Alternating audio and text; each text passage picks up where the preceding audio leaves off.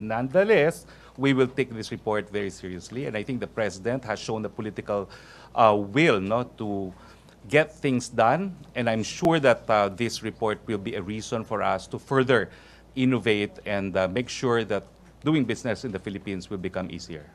Do we have any target, like before the Aquino administration has its own target but it failed to reach the target? So do we have any target as to the rank? Knowing the President in November next year, he would want to see an improvement in the rankings. But no specific, like at this level? Right now, there's none. I still have to confer with Secretary Lopez, no, but I am sure the President in November of next year would want to see a substantial improvement regardless of whatever reasons the department may have to justify the standing of the Philippines. I assure you, things will move in DTI to make it easier for individuals to invest. Yes, ma'am. Hi. Microphone po. Hey, sir, good morning po. Lianesca Pantia, Manila Times. Covered you in the house po. I know. Nandito ka na pala. Mabuti naman, may familiar face. Pwede ba magdala ka pa mas marami? Okay. Yes, ma'am. Sir, I would just like to clarify about the Marawi siege, because the President already declared Marawi liberated from terrorists, and yet over the weekend, there's an Indonesian who was arrested, a Maute fighter, and he said, and the army confirmed this today, that there are still 39 Maute fighters in the area. So I'm just trying to reconcile, if it is liberated, why is it that there are still 39 Maute fighters at large? I think that's easy to explain. It's the nature of urban street warfare. There's no open shooting in Marawi now. I don't think they have the capability to engage us frontally, but they may still be in hiding, and that is why the military continues to exercise caution. That's also the reason why we have not allowed civilians completely to return to the war zone area. So, sir, it's what is it? What is the situation? Is it safe to return for the evacuees to return to their homes, or just in parts of Marawi? I think, there were parts. How will we describe the situation now? Well, you see, my plan is on this Wednesday, I will conduct a press briefing in Marawi itself, because I would want to be informed about what's really happening. If you recall, I've had 2 trips to Marawi, once to distribute relief goods to the Bakwits, because I was the author of the IDP bill, Rights of Internally Displaced Persons, and another to provide burgers and other materials for the soldiers. No? This Wednesday, I've asked actually the PCOO to arrange a Wednesday briefing, because I understand the Malacanan Press Corps does not want a briefing on Wednesdays. So in fact, I'm planning on doing briefings regularly on Wednesdays from the ground in Marawi. I could probably give you better answers when I get there. Thank you, sir. Thank you. Next question, Rose Cause of UNTV, to be followed by JP Pensit.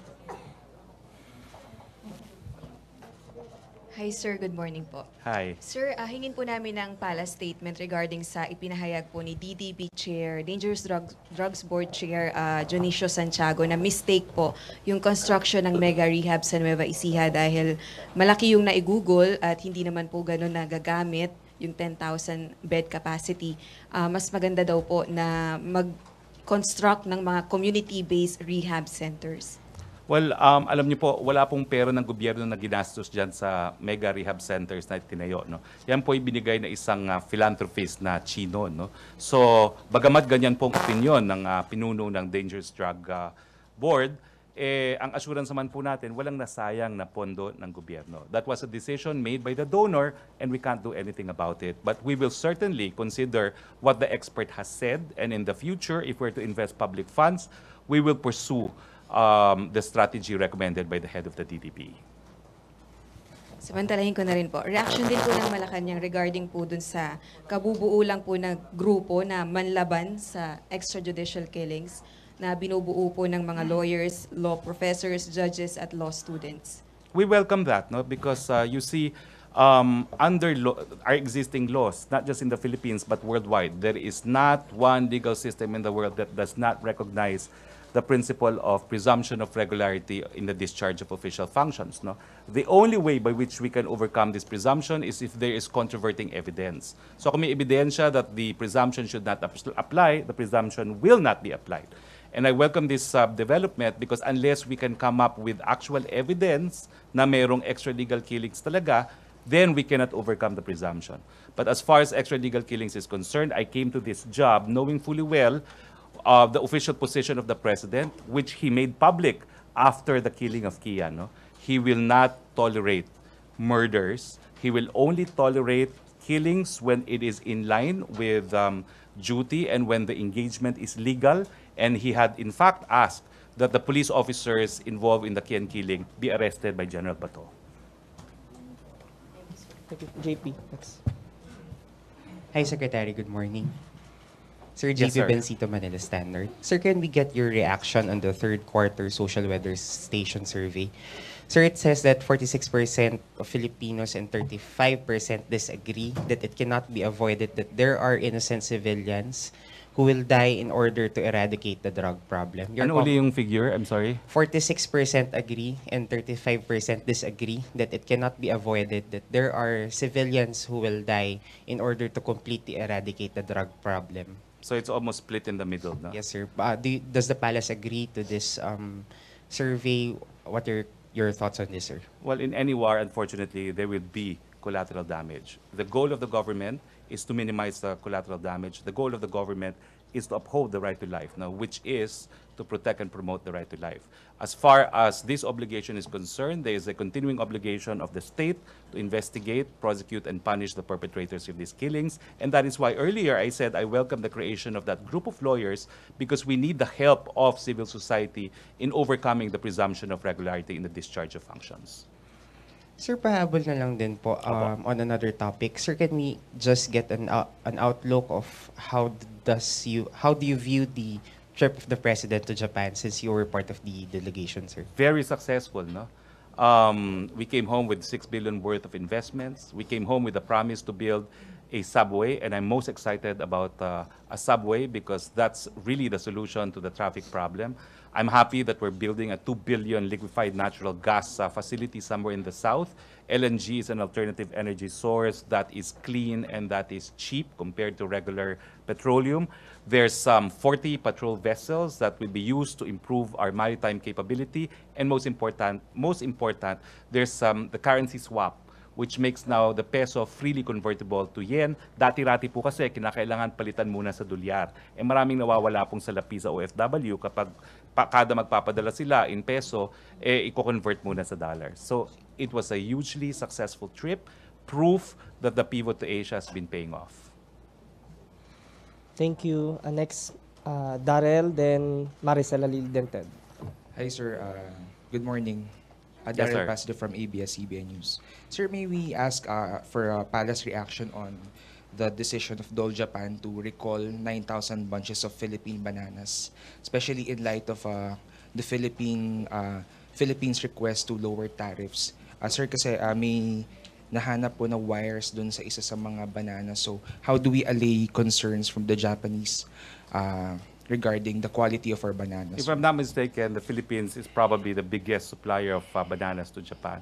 It's unfortunate that this incident happened. It's not too big. The shipment is not too big. I don't think it will affect our current status as the biggest, if not one of the biggest suppliers of the fruit product into Japan. I think it was just an accident.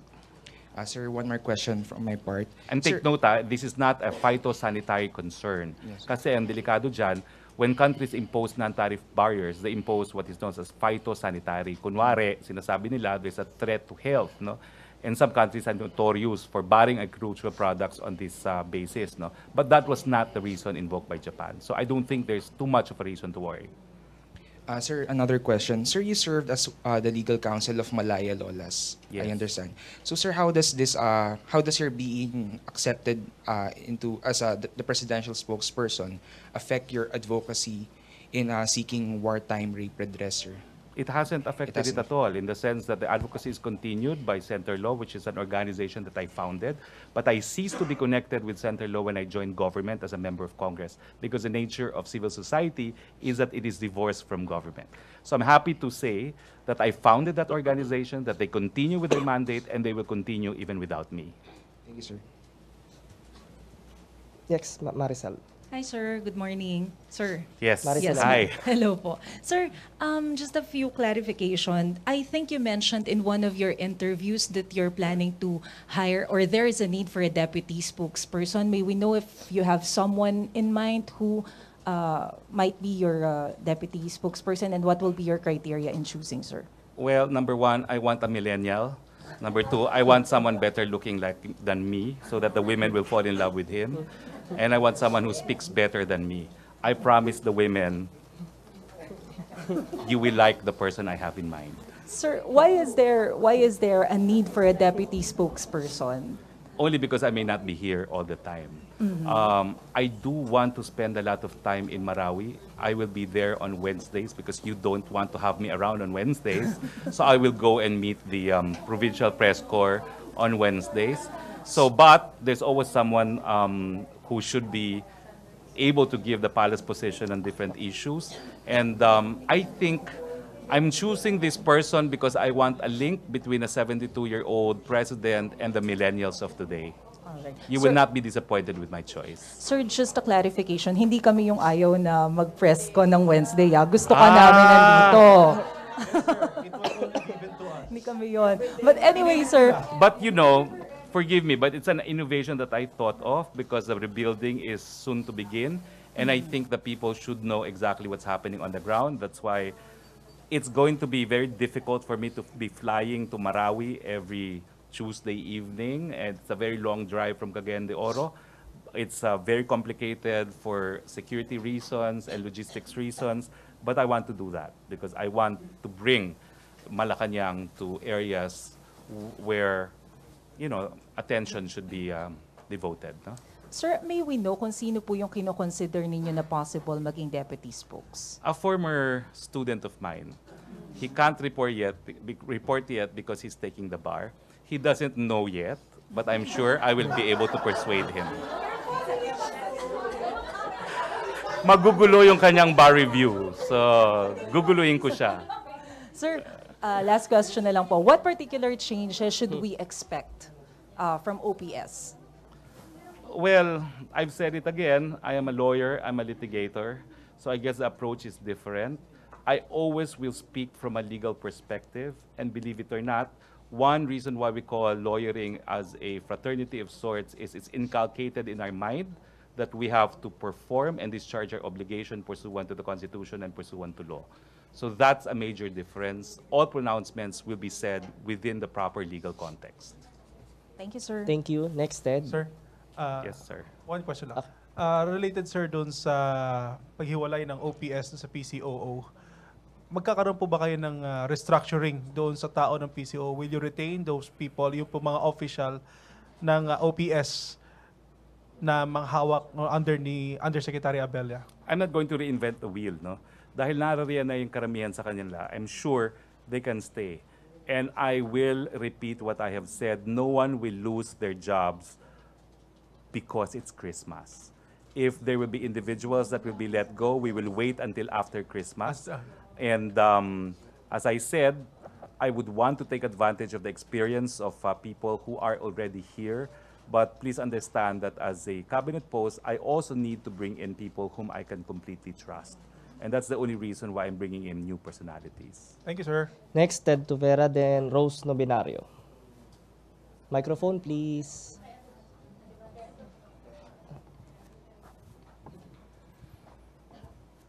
Good morning, Secretary. Yes, Secretary, you're known to be an international law expert and now as presidential spokesperson. How would you explain President Duterte's frequent tirades against the European Union, the United Nations, and the United States? Well, it's part of international relations, no?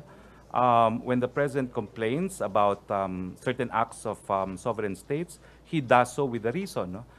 In the case of the European Union, he felt that there was a violation of the UN Charter, specifically the principle of non-interference, no? Because the drug war is a sovereign undertaking, and it is a sovereign undertaking, no? So it's only understandable that the president expressed displeasure where he feels that this tenet of non-interference is being violated by other countries. Do you think that it is necessary to curse them, Secretary? I think people should get used to the president by now, and they must be used to the president after almost a year and a half. Secretary, on another issue, you were quoted as saying in a report over the weekend that you want to advise the president. That's why you entered cabinet. What would you advise him on the issue of human rights, given that he has this negative reputation in terms of human rights before the international community? Well, as I said, a primary difference between me and other spokespersons is I'm not just a lawyer, I was a practicing lawyer and very active practitioner at that. Now, the president is no different. He practiced criminal law. He was a public prosecutor. And it's a matter really of making the president realize that criminal law is actually a manner of enforcing human rights. Because when you prosecute a case of murder, you do so because a murderer violated the right to life. That kind of an advice, I think, would be appropriate. That there is no incompatibility between his public policies, his directives, and human rights itself. Thank you, Secretary. Thank you. Next, Rose Novenario. Good morning uli, sir. Hi, Hi, sir. again. Ano po yung statement ng palasyo tungkol po dun sa New York City attack po kahapon? Yung lone wolf attack po ng isang truck driver. I saw the statement from the palace. There was a statement issued. We, of course, express our condolence to the victims. And we have advised the Filipinos in New York to inform the closest consulate if there are any Filipino casualties. But beyond that, this attack proves that terrorism is really a worldwide problem. It's also, I think, attributed to the same terrorist group that is responsible for Marawi. So this again proves that the issue of terrorism had ceased to be a domestic issue, that there is a need for concerted action among states in dealing with the menace of modern-day terrorism. Sir, ano po yung maipapayo natin sa publiko na para po maiwasan yung ganitong klaseng pag-atake sa Pilipinas? Dahil po sa Amerika, yung US Transportation and Security Agency, nagbigay po sila ng babala sa mga truck owners or yung malalaking vehicle owners po na maging mapanuri po sa halimbawa po sa pag-upgrade po ng mga sasakyang malalaki at yung pagpapaarkila po sa mga taong hindi po nagbibigay ng kanilang background. So, paano po ito pwedeng mai-apply po rito sa Pilipinas? Well, alam niyo po, kinakailangan maging mapagmasid ang ating mga taong bayan. Kung meron kayo nakikita na kahinalang mga pakete na naiiwan sa mga lugar na pampubliko, ipagbigay alam po natin kaagad sa ating mga otoridad. I think this is a kind of awareness that we need to develop as a people. When I was a student in the UK, that kind of awareness was prevalent amongst the British public. So the same kind of vigilance is required amongst all Filipinos now. Let's be vigilant, let's be observant, and let's not hesitate to inform the authorities in case we believe there is a threat coming from anything or anyone. Last two questions, Ina Andolong and Hannah Sancho. Bakit si Philip hindi mo tinawag? Tatawagin ko, sir. Ayaw mong tawagin si Philip, no? Siyempre, tatawagin mo siya dahil pinagpipiestahan ako.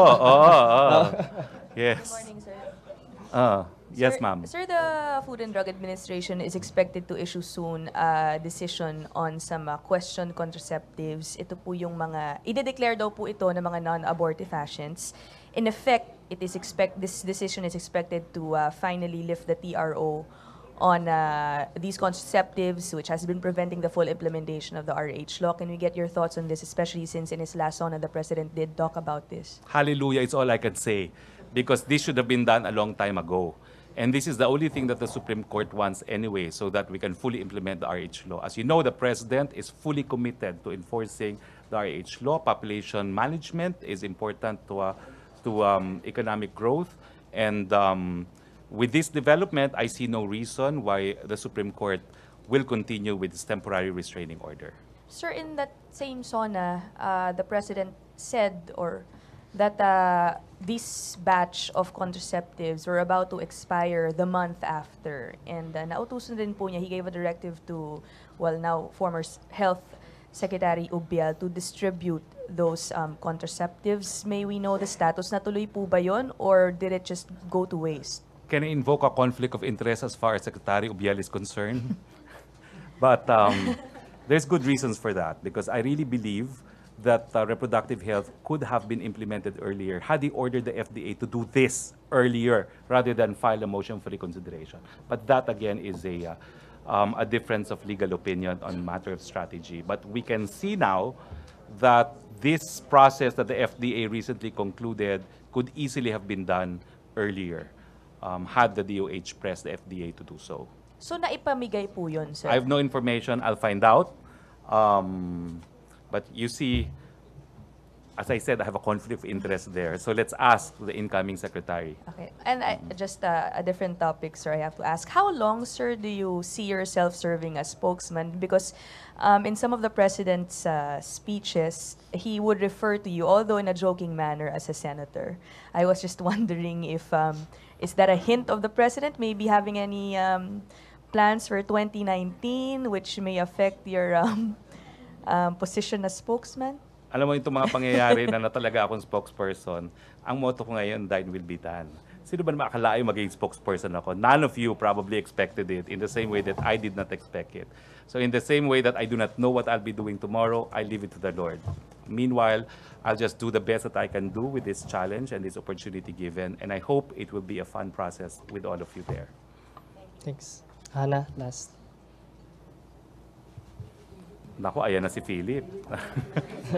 Buti na lang, kaibigan ko si Philip. Sir, before kay He will be Philip po. gentle.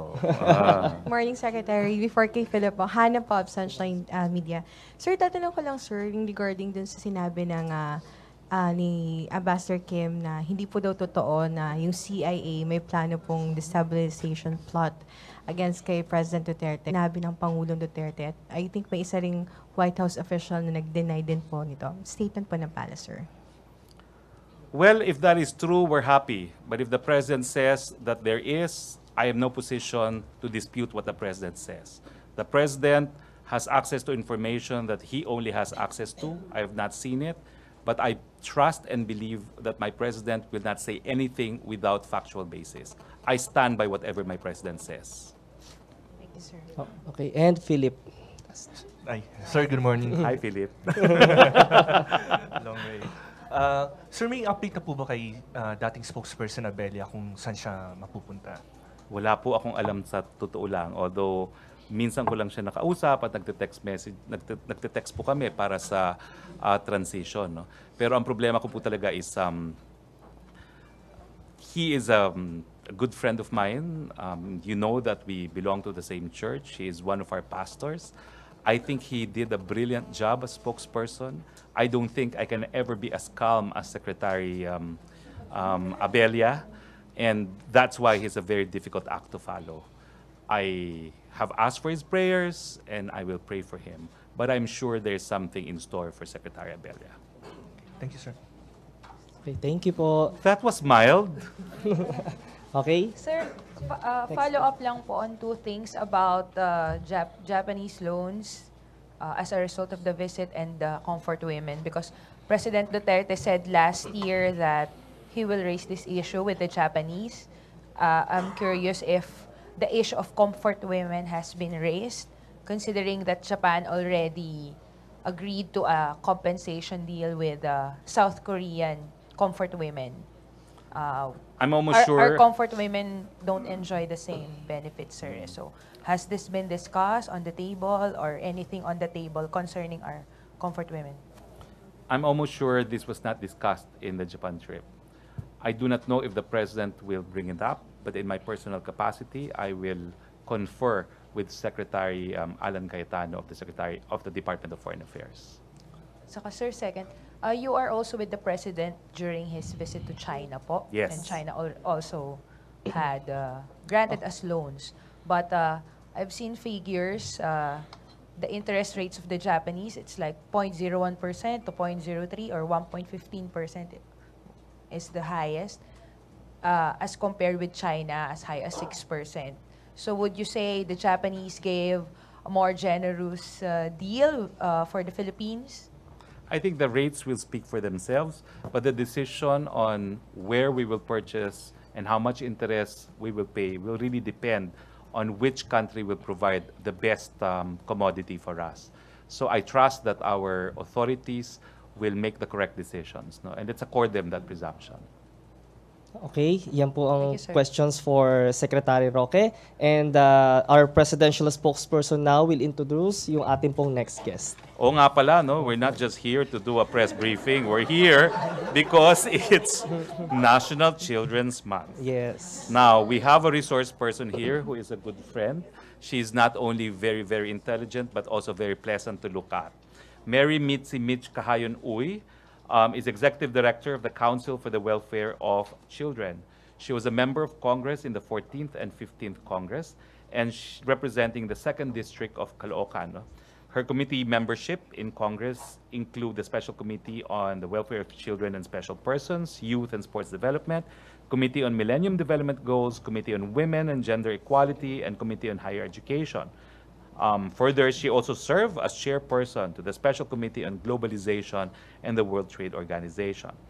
Former Rep. Kahayon and Executive Director Kahayon is the author of the Anti-Bullying Act, the Mandatory Infant and Children Immunization Act, as well as an act strengthening the juvenile justice system.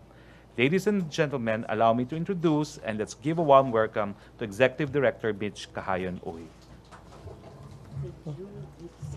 Good morning, ma'am. Hi, good morning. Good morning. I just want to congratulate Secretary Harry Roque for his new position, a very well-deserved post, and I want to say congratulations to our President for having him as well, because it was ang sarap pakinggan ng mga sagot mo. Ang sarap makinig sa'yo, hindi ka nakakaantok. And congratulations. Thank you to the Malacanan Press. It is a pleasant good morning to all. It is almost my 4th month as the Executive Director of the CWC. Quite a transition and a leap from being part of a legislative branch and now as a member of the executive branch. Transcending from legislative to the executive gave me a lot of realization on the interconnection of our work, especially in advancing the rights and welfare of children. It is my great pleasure to be with you as we, the Council for the Welfare of Children, celebrates the 25th National Children's Month. Allow me to please give a brief background of CWC before I discuss the National Children's Month. The Council for the Welfare of Children is the focal interagency body of the Philippine government for children. We are an attached agency of the SWD. It was created by virtue of Presidential Decree 603, which is the Child and Youth Act, in 1974, and which was amended by EO 233, series of 1987, which redefined the role, organizational structure, and membership of CWC. Currently, CWC board is composed of 7 line agencies, the SWD as the chair, and other agencies being DOJ, DepEd, DOH, DILG, DOLE, and Department of Agriculture, and 3 other coordinating bodies such as NEDA, NNC, or the National Nutrition Council, and the CWC Secretariat. 3 private individuals, and 1 of which is a child representative. To date, our private individuals are still to be filled in, as our former board members have finished their terms. As a focal government interagency body on children's concerns, CWC is mandated to coordinate the implementation and enforcement of all laws relative to the promotion of children's welfare, formulate and advocate for the implementation of policies, programs, and projects, monitor and evaluate policies, programs, and measures for children, advocate for child's rights and mobilize resources, build strong networks, partnerships, and coordination mechanisms, and institute building of partners and stakeholders. We are also known as the coordinating body in the implementation of the provision of the Convention of the Rights of the Child, or CRC. CWC has developed a number of long-term plans and frameworks for children, which aids in planning and policymaking processes such as Child 21, divided into medium-term plans or the National Plans of Action for Children. Child 21 is a long-term development framework which drives the country's vision for children. It laid the foundation for a rights-based approach to planning and programming woven across the child's stage and development. In order to fully realize the Child 21 framework, it was translated into time-bound plans in medium-term, multiple-year timeframes, which is concretized in the National Plans of Action for Children. Recently, the third National Plan of Action for Children was approved by CWC Board. It is the third and the penultimate multi-sector, medium-term, rights-based, and results-oriented action plan that concretizes the strategies, policies, and programs for children into an action plan to achieve Child 21's vision for Filipino children by 2025. The third NPAC is driven by the country's commitment to the UN Convention on the Rights of the Child and its related optional protocols to uphold children's rights. It is made consistent with children-related goals and target of the Philippine Development Plan 2017 to 2022 and the commitments to the Sustainable Development Goals in 2030. It further takes into account the results, significant findings, and unfinished agenda of the second NPAC 2011-2016, which was focused on the Millennium Development Goals set for achievement in 2015. The third NPAC integrates the salient features of the Philippine Plan of Action for Nutrition, Philippine Health Agenda, Philippine Program of the Action Against Child Labor, Philippine Plan of Action for the Elimination of Violence Against Children, among others, and further puts together child-related sector and interagency programs and projects and those of civil society organization and non-government organization. And now I will discuss about the NCM celebration. As the National Children's Month celebration, we will be holding it this November. Republic Act number 10661, series of 2015, declares every November as the National Children's Month, or NCM, a declaration that commemorates the adoption of the Convention of the Rights of the Child by United Nations General Assembly on November 20, 1989, and seeks to instill its significance in the Filipino consciousness. And pursuant to the observation of the National Children's Month, an annual program of activities shall be prepared and implemented by the Council for the Welfare of Children, Department of Social Welfare and Development, and the National Youth Commission Council as the lead agencies.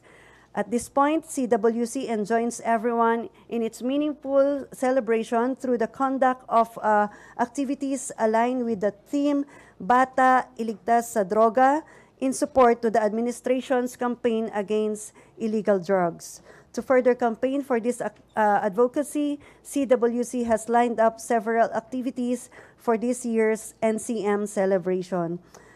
One of the major activities is launching of Pito Bata Pito, a call for help, or C4H, an initiative of the Council for the Welfare of Children in partnership with the Rotary Club Pasay Cyber City on November 6.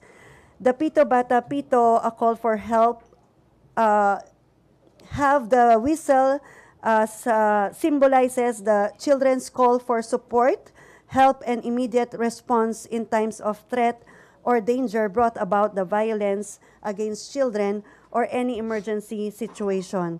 Even children with disabilities can use it easily as means of communication when feeling threatened or harmed. It can give security and comfort having one. Right now, school children are taught how to use whistles but I cannot say that it holds true in all schools.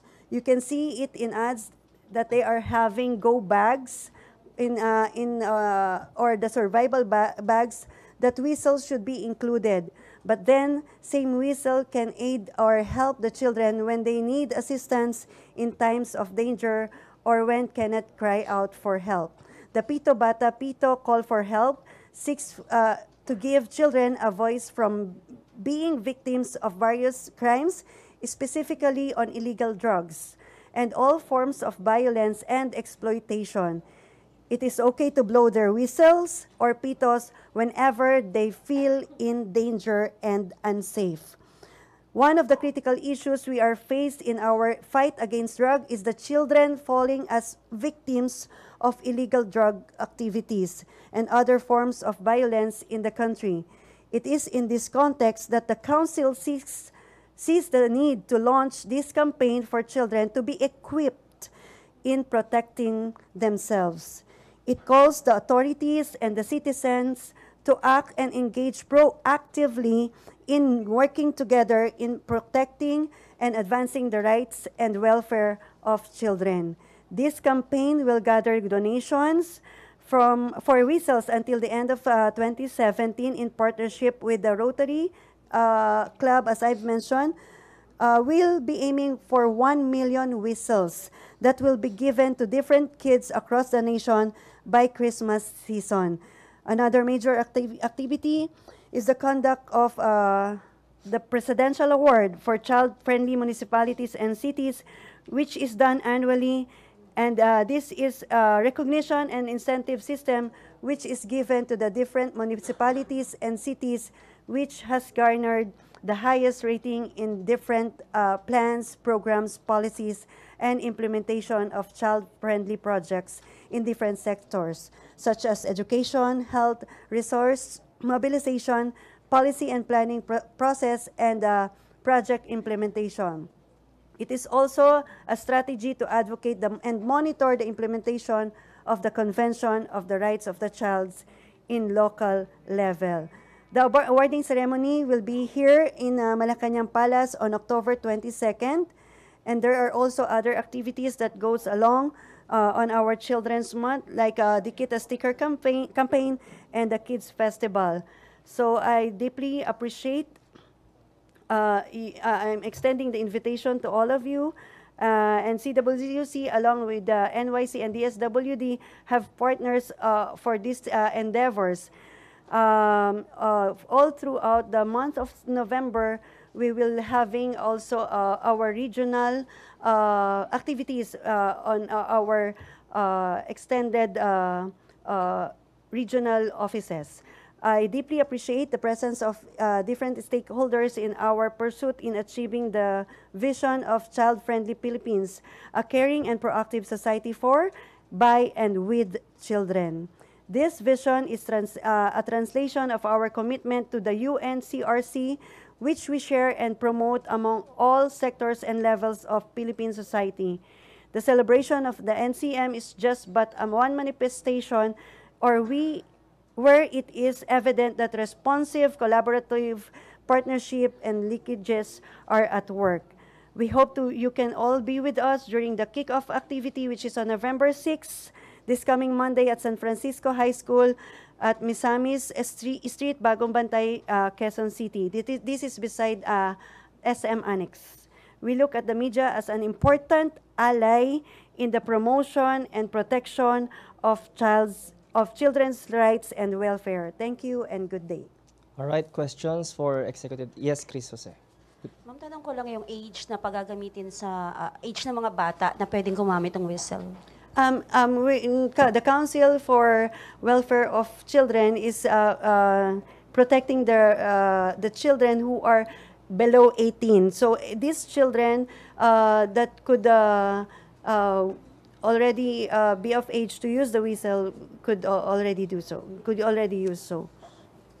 Na nakipag-coordinate na po ba kayo sa mga barangay officials para the information has about to cascade through the LGUs with the help of the council board. Nung pinag-usapan po namin ang mga proposal na ito ay inaasahan po namin na ang mga LGUs through the DILG will help us cascade this program. Okay, next question po. Yes po. Tina. Good morning po. I'm Christina Mendez from Philippine Star. In line with your program, ano po bang ginagawa ng unit or agency nyo regarding children involved in armed conflict? Yes. Ang CWC ay having the mandate of EO 138 na kung saan kami ay tumatayo bilang chair. Kami ay may mga miyembro na kung saan kinakailangan namin na magbigay ng mga polisiya para sa mga bata in armed conflict, especially ngayon na sinusubaybayan namin ang mga bata lalo na sa Marawi na kung saan yung mga balita na ang nire-recruit ay ang mga bata bilang combatant. So, dito ay inaasahan namin na sa tulong ng mga LGUs at ng mga yung partners namin ay mapoprotektahan namin ang mga bata patungkol dito. And yes, nung sisak natin, nitong kailan lamang ay nagkaroon kami ng meeting tungkol dito, malaki sana ang inaasahan naming pagtugon ng gobyerno, lalo-lalo na patungkol sa budget. Kasi gustuhin man namin na magkaroon ng monitoring at yung hotline patungkol dito ay hindi pa namin na isasagawa because of lack of budget. So, yun, siguro sa aking leadership na medyo bago pa lamang kasi po ako, kaya ginaasahan namin na i-work out namin to sa tulong ng mga miyembro, ng mga partners.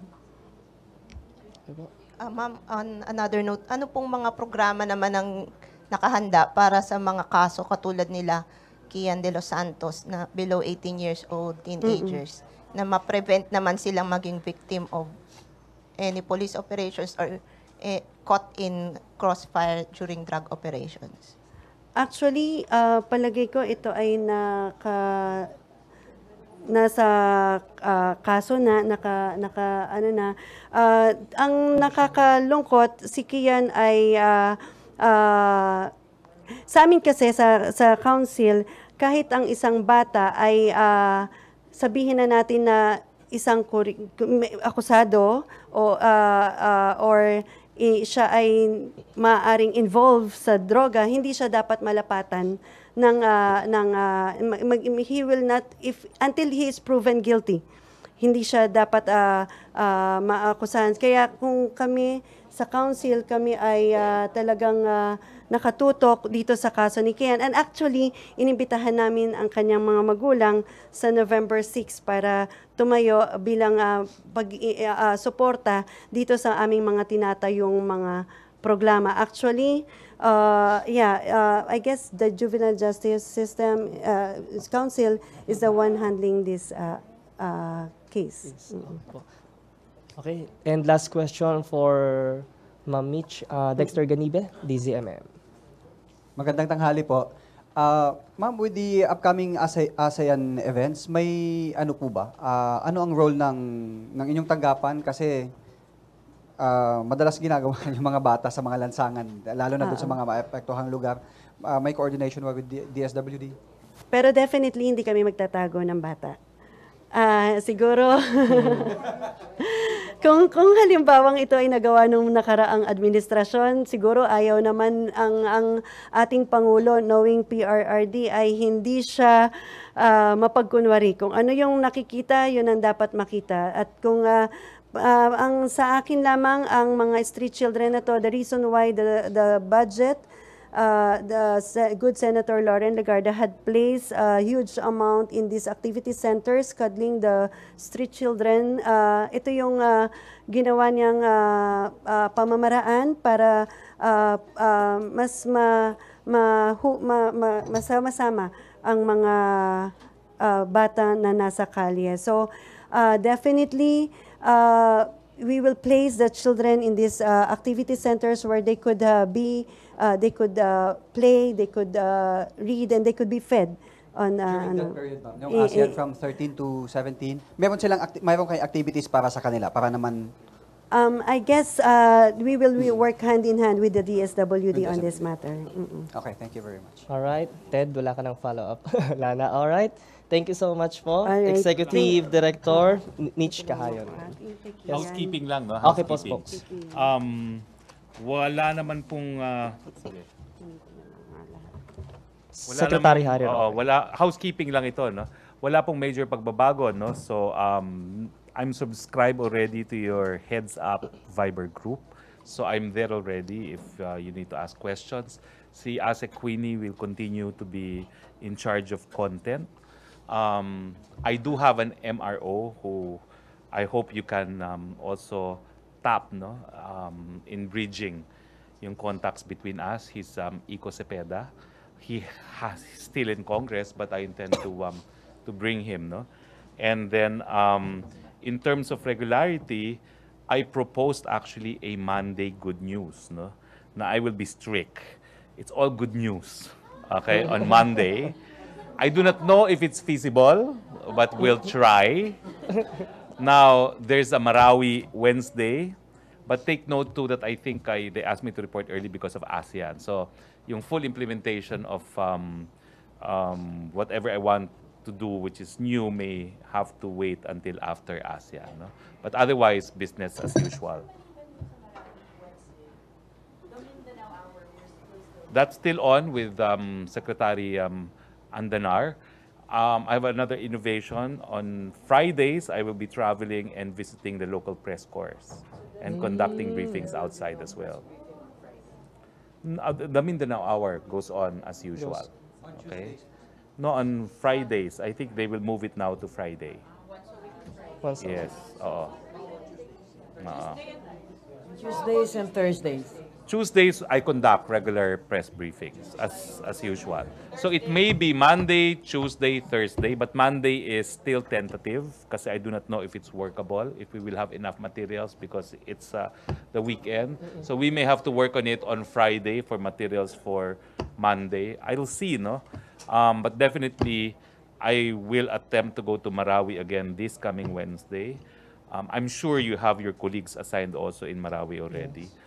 And then I'll try to have regular briefing for the provincial press corps. So I'll be traveling on Fridays. Okay? Okay. So thank you very much, ladies and gentlemen of the media. Happy to be here, and I look forward to an exciting and fun relationship with all of you.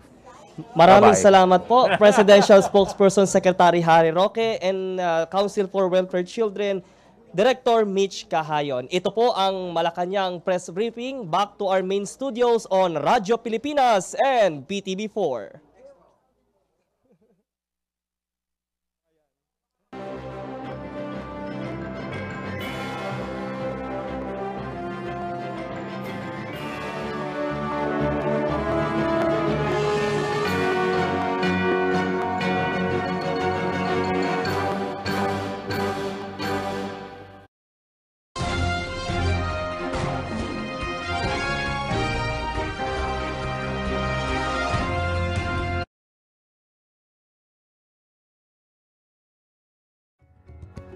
The ASEAN community is committed, participative, and socially responsible. The ASEAN upholds the principles of good governance, promotes high quality of life, equitable access to opportunities, and human rights. The ASEAN community shall reinforce itself with resiliency and effective mechanisms to meet the current and future needs of the people. Dynamic, harmonious, and united, the region stands as a community that's aware and proud of its identity, with a capacity to innovate, and proactively contribute to the global community.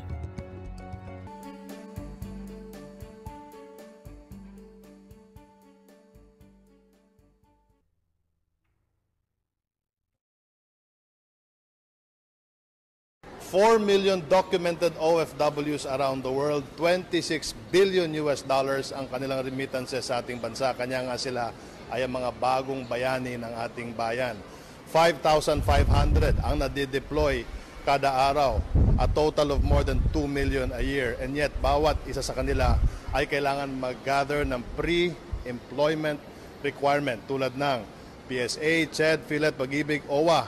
Ang tanong, gaano ba kadali o kahirap mag-gather ng mga requirement na yon? Alamin po natin.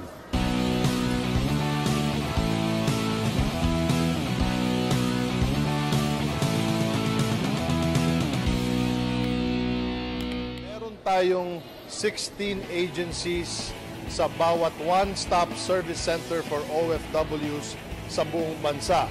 That's 17 regions and 1 POEA headquarters. Anong pinagkaiba ngayon na meron ng one-stop service center for OFW? Pero ngayon, mas mabilis yung process. Last time kasi medyo mag-aantay ka, pipila ka pa. So ngayon medyo may process na sa susundin. So mas mabilis ngayon. Before po kasi, 2010, sa City Hall po ako ng Quezon City, kumukuha lahat ng mga requirements ko. Pero ngayon, first time ko lang po dito. Sabi naman kaibigan ko, okay naman daw po dito. Pero before po kasi, 2010, ang hirap. Bali, 3 months ako nag-ayos ng mga papers ko. Babalik-balik, Mindoro, Manila, pag ganyan. Tapos pag mali pa yung mga papers ko, ulitin ko po ulit. Unless ngayon, okay po siya. Diretsuhan po. Lahat na kailangan mo nandito. Mula nung nag-simula ang operasyon nyo, noong Agosto 2016 hanggang ngayon, ilang OFWs na po ba yung naservisyohan ng OSCO? About 1.2 million po ang naservisyohan na po ng OSCO. Dati po, abutin ka maghapon dito, minsan kinabukasan pa. Ngayon po, isang araw lang kuha na po lahat. Yung dati, iba-ibang ahensya pinupuntahan mo, iwa-iwalay? Opo, iwa-iwalay dati. Hindi kagaya po ngayon, isangahan lang, kaya napakalaking tulong po sa mga kagaya namin OFW. Natutuwa po sila kasi nababawasan po yung oras nila sa pagkukuha po ng kanilang mga pre-employment documents. Congratulations po sa inyo. Salamat po, sir.